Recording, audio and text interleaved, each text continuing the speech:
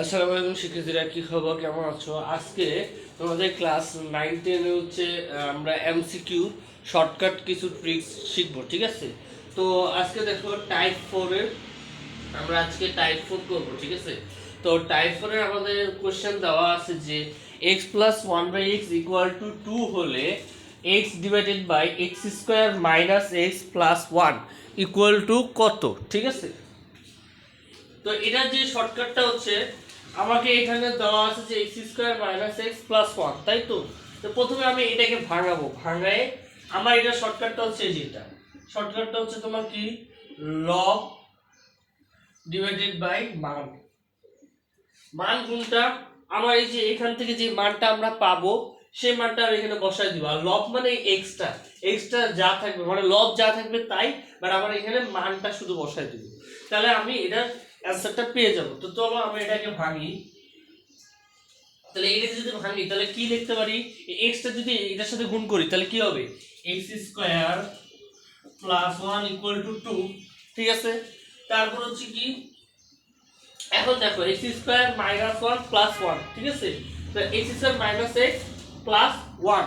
ও আচ্ছা, আরেকটা কথা, এখানে যে এক্সটা আছে না, এটা এর সাথে চলে যাবে, গুণ হয়ে যাবে, মানে এ এক্সটা এর সাথে গুণ হয়ে যাবে। কারণ কি? কারণ আমি যখন এ এক্সটা যখন আমি মানে লসাগু যখন করছি তখন হচ্ছে এক্স স্কোয়ার প্লাস 1, তারপর ডিভাইডেড বাই এক্স যেটা ছিল, মানে এই ডিভাইডেড বাই এক্স যেটা ছিল সেটা এই পাশে চলে আসছে। এই পাশে চলে আসার কারণে গুণ হয়ে গেছে, যেহেতু এই পাশে ভাগ আছিল এই পাশে চলে আসার কারণে গুণ হয়ে গেছে। যার কারণে আমি এভাবে লিখতে পারছি যে x square plus 1 equal two 2x, ঠিক আছে? এখন দেখো এক্স স্কোয়ার মাইনাস এক্স, এই যে দেখো মাইনাস এক্স, তাহলে আমি এখান থেকে একটা এক্স যদি আমি এই পাশে আনি তাহলে আমার মাইনাস হয়ে যাবে, যেহেতু প্লাস আছে তার মানে মাইনাস হয়ে যাবে। তাহলে যেহেতু আমি এখান থেকে এই এক্সটা, মানে এখানে যেহেতু একটা এক্স, তো এখান থেকে এখানে তো আমার দুইটা এক্স, তাহলে এখান থেকে একটা এক্স যদি আমি এখানে আনি, অর্থাৎ x square minus x plus 1 equal two x. খেয়াল করো এখান থেকে এখানে দুইটা এক্স আছে, একটা এক্স আমি এখানে নিয়ে আসছি, ঠিক আছে? যেহেতু নিয়ে আসছি তার মানে এখানে আমার মাইনাস এক্স, তো এই এক্সটা আমার এটার সাথে মিলে গেছে, ঠিক আছে? তো এখন এটার মান কিন্তু আমার চলে আসছে, অর্থাৎ x square minus x plus 1 এটার মান কিন্তু চলে আসছে। মান কত? এক্স। এই এক্সটা আমি এখানে বসাবো। এখানে যদি বসাই আমার লব কত ছিল? এক্স। আর আমার মান কত ছিল? মান হচ্ছে এক্স। এবার এক্স এক্স কাটা গেলে আমার অ্যান্সার হচ্ছে 1। এটা হচ্ছে আমার অ্যান্সার। আশা করি বুঝতে পারছো। না আমি আবারও শুরু থেকে বুঝাই। এটা হচ্ছে তোমার, প্রথমে আমরা কি করছি? লসাগু করছি, অর্থাৎ লসাগু করার পরে আমার আমি তোমাকে দেখাই দিই, ঠিক আছে? এই জিনিসটা আমি তোমাকে দেখাই দিই যে এক্স স্কোয়ার প্লাস 1/x এটা কিভাবে হয়েছে, মানে এই জিনিসটা কিভাবে হয়েছে। এদিকে দেখো, এদিকে ভালো করে খেয়াল করো।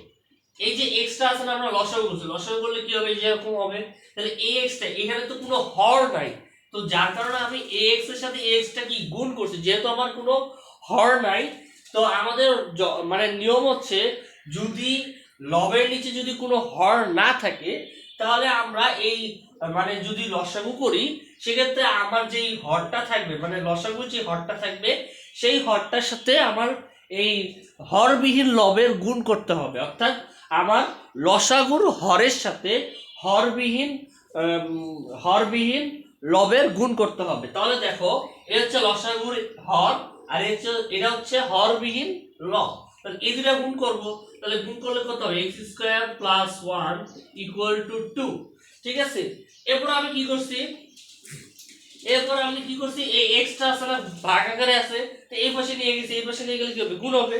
তাহলে x square plus 1 equal two 2x, বুঝে গেছে?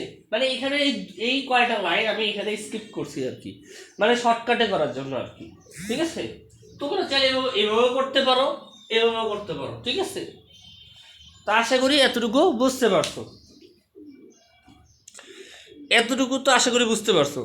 তা আমি কি করছি পরে?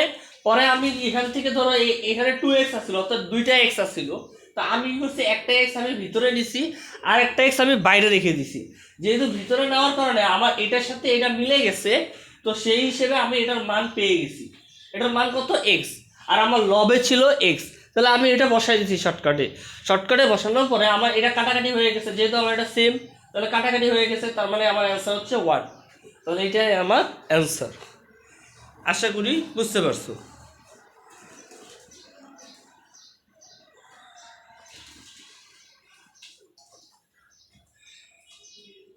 তো টাইপ ফোরের যতগুলো ম্যাথ আছে সব এইভাবে করতে হবে, ঠিক আছে?